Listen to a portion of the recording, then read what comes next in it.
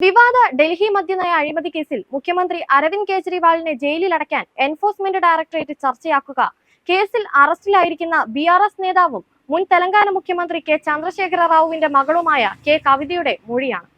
Aam Aadmi party നേതാക്കളുമായി ഗൂഢാലോചന നടത്തിയെന്ന കവിതയുടെ മൊഴി കെജ്രിവാളിനെതിരെ ആയുധമാക്കും. കവിത ഡൽഹി മുഖ്യമന്ത്രി അരവിന്ദ് കെജ്രിവാളുമായും മുതിർന്ന എ.പി നേതാവ് മനീഷ് സിസോദിയ അടക്കമുള്ള നേതാക്കളുമായി ചർച്ച നടത്തിയതായാണ് റിപ്പോർട്ട്. മദ്യനയം തങ്ങൾക്ക് അനുകൂലമാകുന്നതിന് 100 കോടി രൂപ കൈമാറിയതായും ഇ.ഡി വെളിപ്പെടുത്തി. അഴിമതിയും ഗൂഢാലോചനയും വഴി മൊത്തക്കച്ചവടക്കാരിൽ നിന്ന് അനധികൃത ഫണ്ടുകൾ എ.പിക്ക് വേണ്ടി സൃഷ്ടിച്ചതായും ഇ.ഡി ആരോപിച്ചു.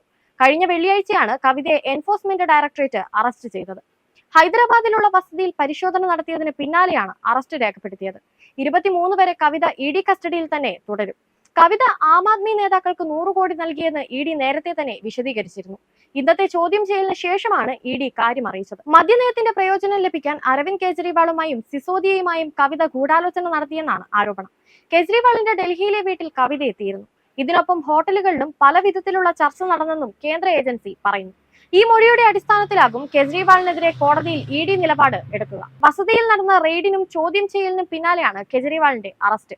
അറസ്റ്റിൽ നിന്ന് സംരക്ഷണം വേണമെന്ന ആവശ്യം ഡൽഹി ഹൈക്കോടതി നിരസിച്ചതിന് പിന്നാലെയാണ് സെർച്ച് വാറന്റുമായി എൻഫോഴ്സ്മെന്റ് സംഘം കെജ്രിവാളിന്റെ വീട്ടിലെത്തിയത്.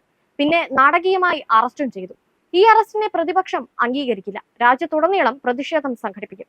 തിരുവനന്തപുരത്ത് CPM-ഉം കോൺഗ്രസും എല്ലാം ഈ അറസ്റ്റിൽ പ്രതിഷേധിച്ച് രാത്രിയിൽ തെരുവിലെത്തി. അറസ്റ്റിൽ BJP രൂക്ഷമായി വിമർശിച്ച് കോൺഗ്രസ് നേതാക്കളായ രാഹുൽ ഗാന്ധിയും പ്രിയങ്ക ഗാന്ധിയും രംഗത്ത് വന്നു. പേടിച്ചറണ്ട സ്വേച്ഛാധിപതി ജനാധിപത്യം ഇല്ലാതാക്കാൻ ശ്രമിക്കുന്നുവെന്നായിരുന്നു കോൺഗ്രസ് നേതാവ് രാഹുൽ ഗാന്ധിയുടെ അഭിപ്രായം.